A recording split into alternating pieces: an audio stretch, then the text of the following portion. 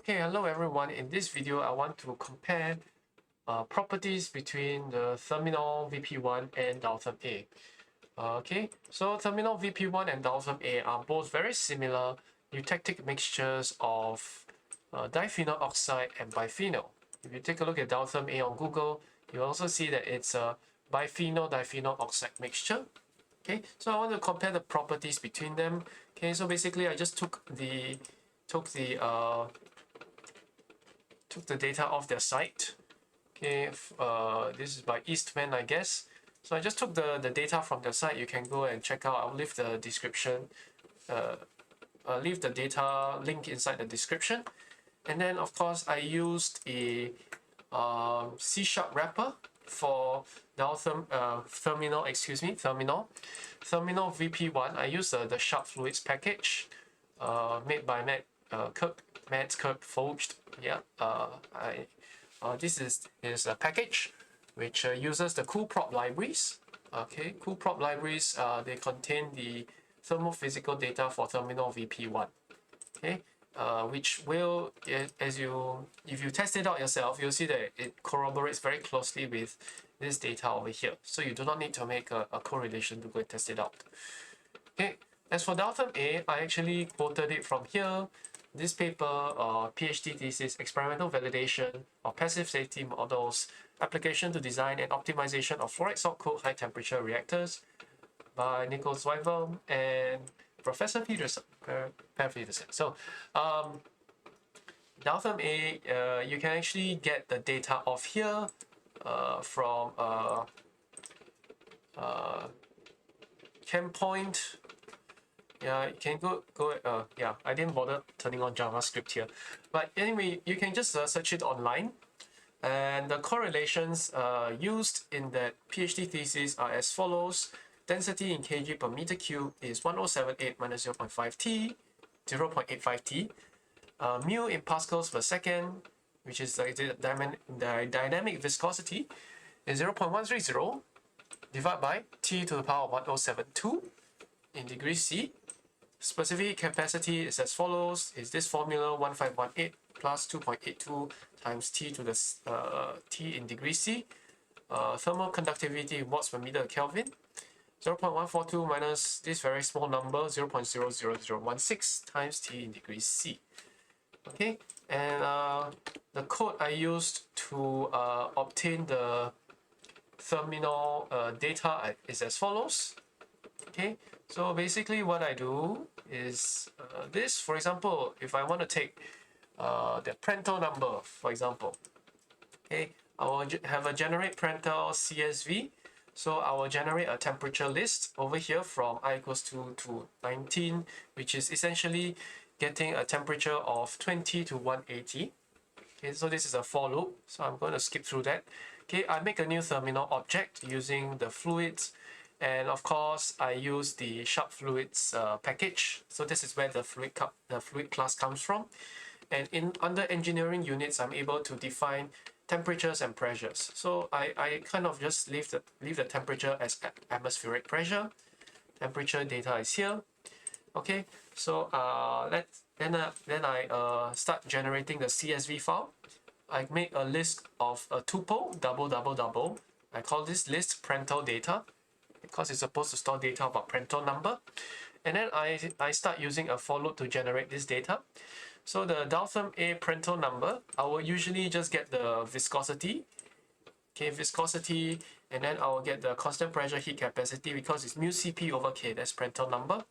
And then I divide it by the thermal conductivity. So if you take a look at the right hand side here, if I go to the right hand side here, you see that I times this times multiply viscosity and heat capacity divided by thermal conductivity.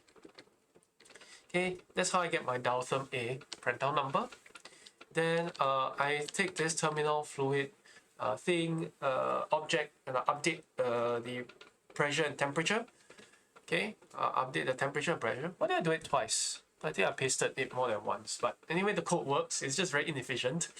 There's one redundant step here, so I can probably just delete that later.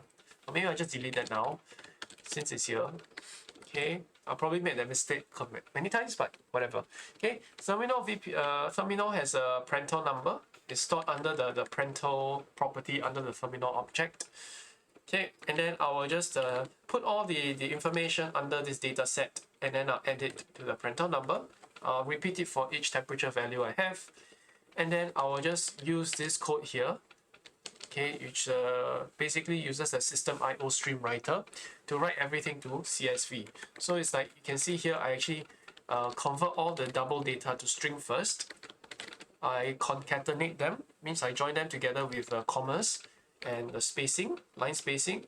Of course, I actually have a header file here, temperature, degree C, Dowtherm A Prandtl number, Therminol VP1 Prandtl number, and then I write it to a CSV file. Okay, so when I run the code, it will be dumped into the CSV file. So let me open Alacrity and Vim.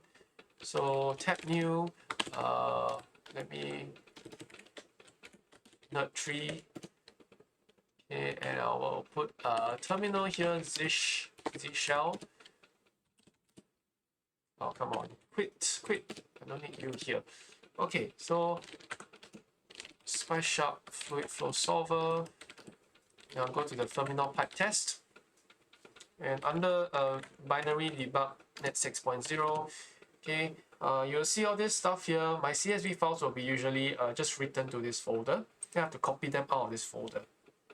Alright.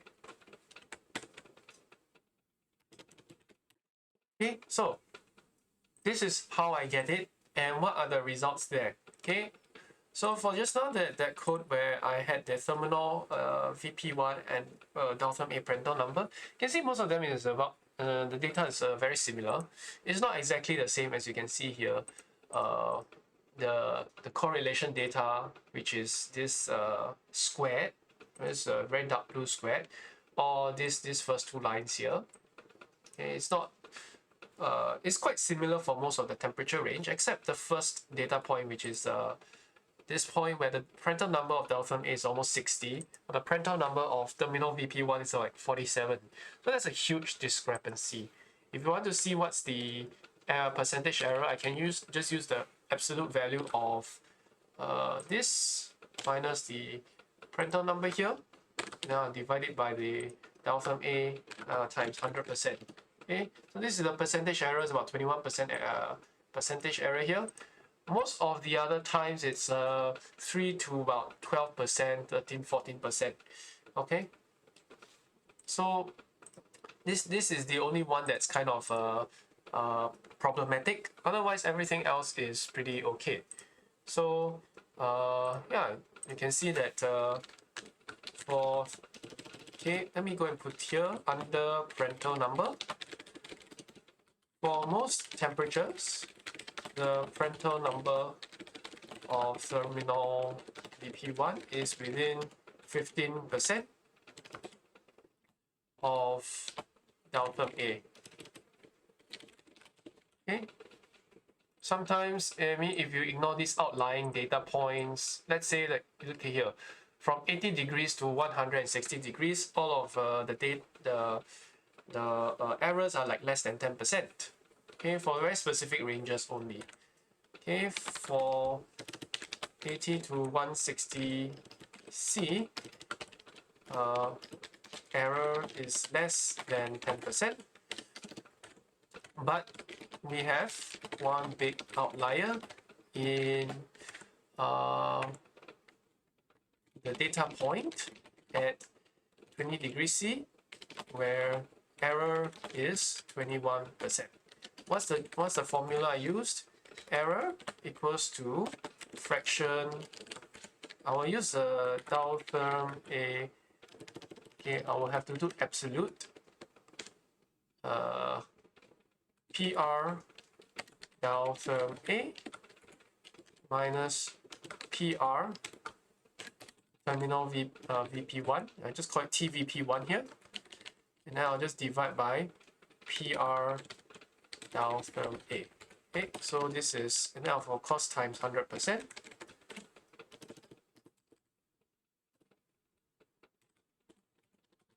Okay, and that is my error percentage. I can of course export this, and then I'll probably insert that image here. Export this as an image. Yeah, I export this as a, oh, let me go back. Okay, let me cancel. Oh, pardon the lag. File, our yeah, export as image, and maybe I'll leave it as a PNG file. Okay, so Prandtl number graph. Okay, so I'll just call this the Prandtl number. Okay, Therminol. Okay, Dowtherm A versus Therminol. Okay, I'll just save it as that. Now I'll probably want to include that in here. Forgot how to do that, but let me Google it and I'll be back. Okay, so the way I found out quickly through Google is to have to use the exclamation mark first in order to get things done. So here's our Dowtherm A Prandtl number versus Therminol VP1 Prandtl number. So this is where the thing is. Okay, of course I'll save it. I'll probably git add and everything. But yeah, let's move on to the next bits. Okay, Prandtl number is one important bit. Okay, density. Okay, so let's take a look at the density. Okay, density data is over here. Okay, you can see there's a very, very close correlation for both Dowtherm A and Therminol VP1. Let's take a look at the error percentage. So I'll just copy and paste the same formula here. Okay. This thing's irritating. Yeah. Let's copy this and let's paste special. I'll just paste a formula here. You can see that the error percent is all under 1%, which is great. This is almost exact, almost equal. You can see this.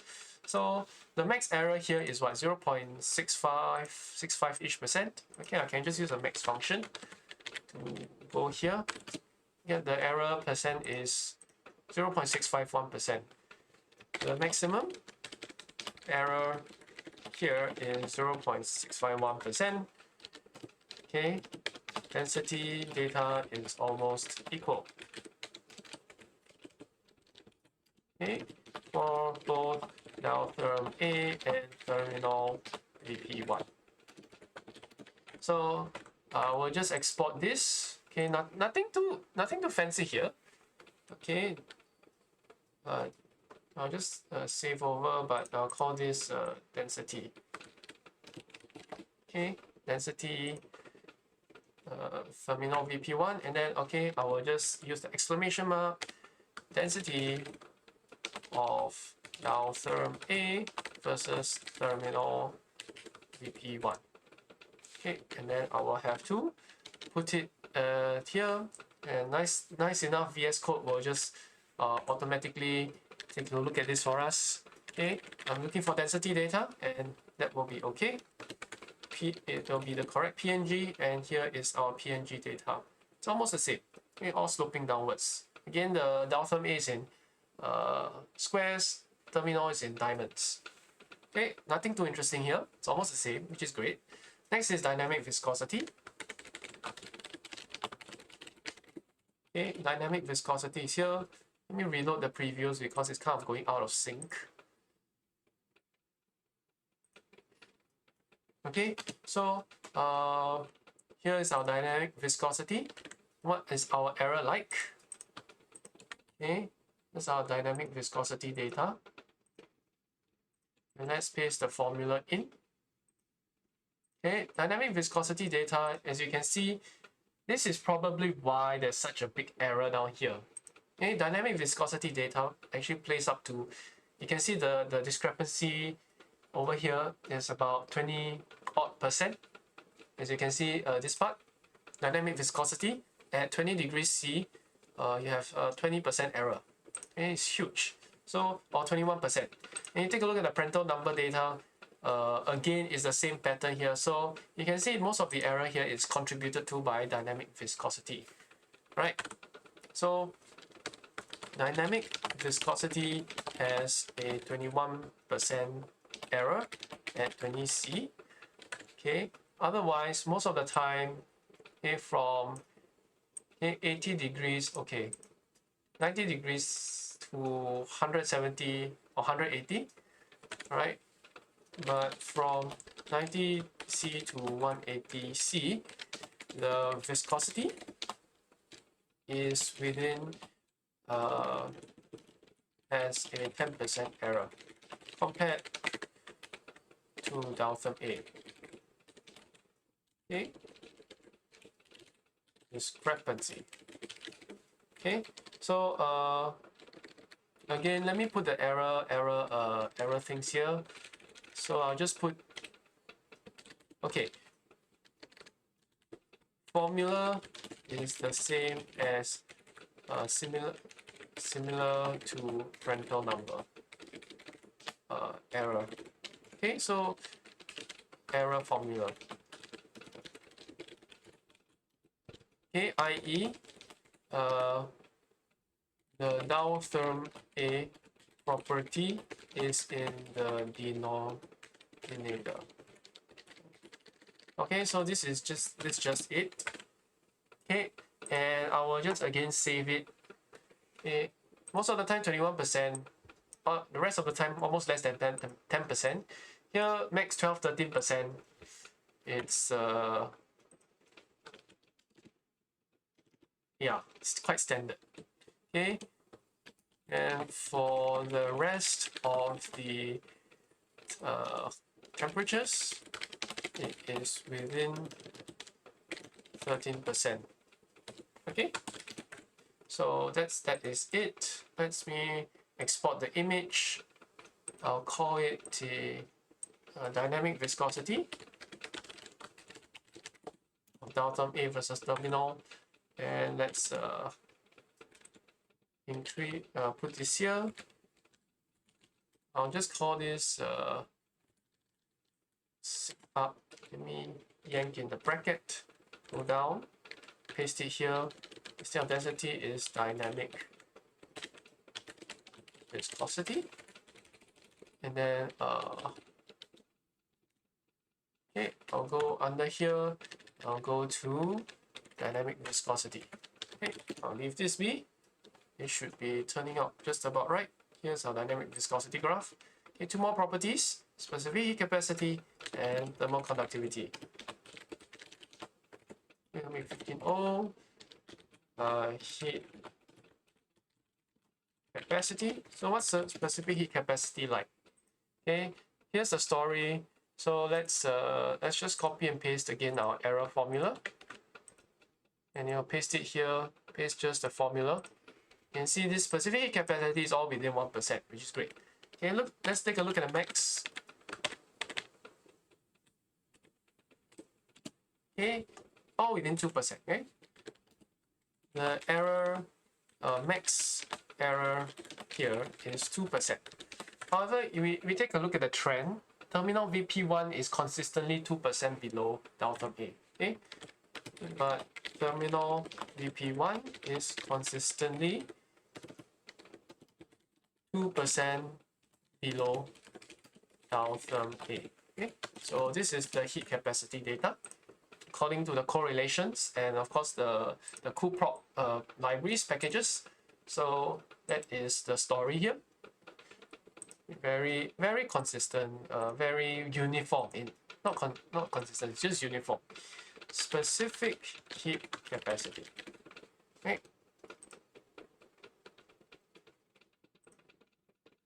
So let's just go and copy it up here. Line down, I'll paste it here. Specific heat capacity. And then I will CI bracket. I will go to here.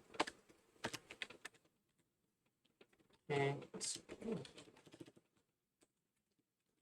Again. And I'll go and look for specific heat capacity, PNG.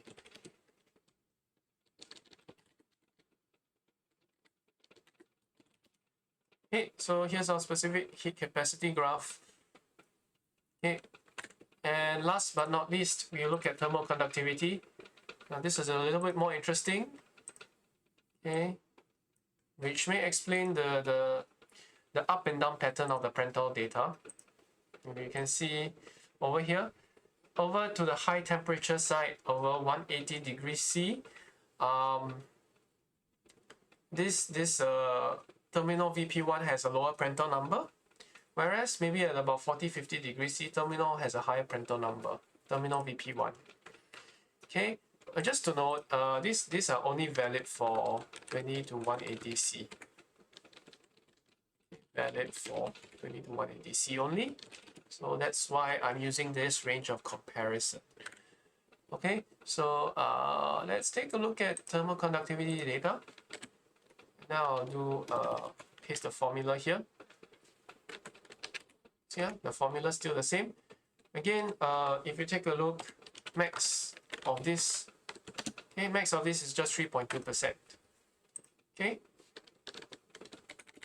So let's take a look at thermal conductivity. The max error here is 3.6%. Oh, 3.2. 3.2, or maybe 3.3. I'll kind of just round up. Whatever, 3.209. I'll just round up to 3.3. 3.3. This is the max error. Okay. Below, okay, so this transition point seems to be 60 degrees C. 60 degrees C is almost the same as you can see here.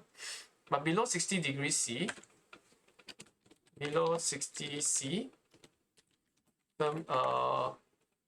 Dowtherm A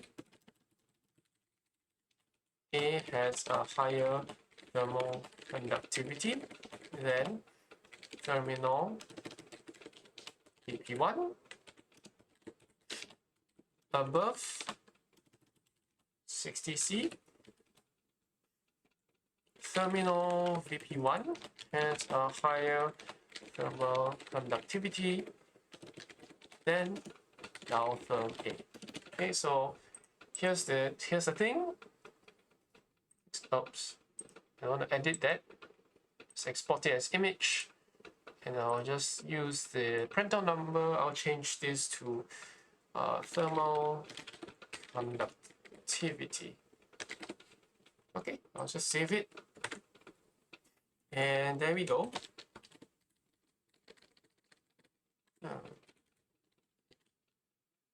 I'll change this to thermal conductivity.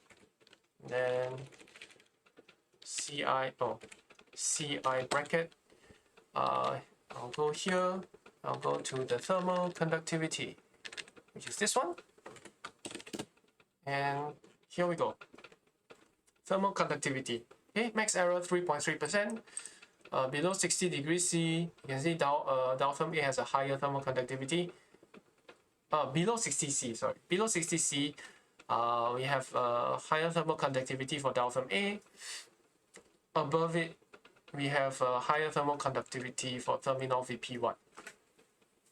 Okay, you can see it's almost like the Dowtherm A has a steeper slope than the Therminol VP1. So it seems that Dowtherm A is like more sensitive to thermal conductivity. Okay, so these are the important thermophysical properties. How they affect the Prandtl number if you're interested in heat transfer, because this is primarily a heat transfer oil. Both of them are. The most interesting discrepancy is here for 20 degrees C Dowtherm A and Therminol VP1.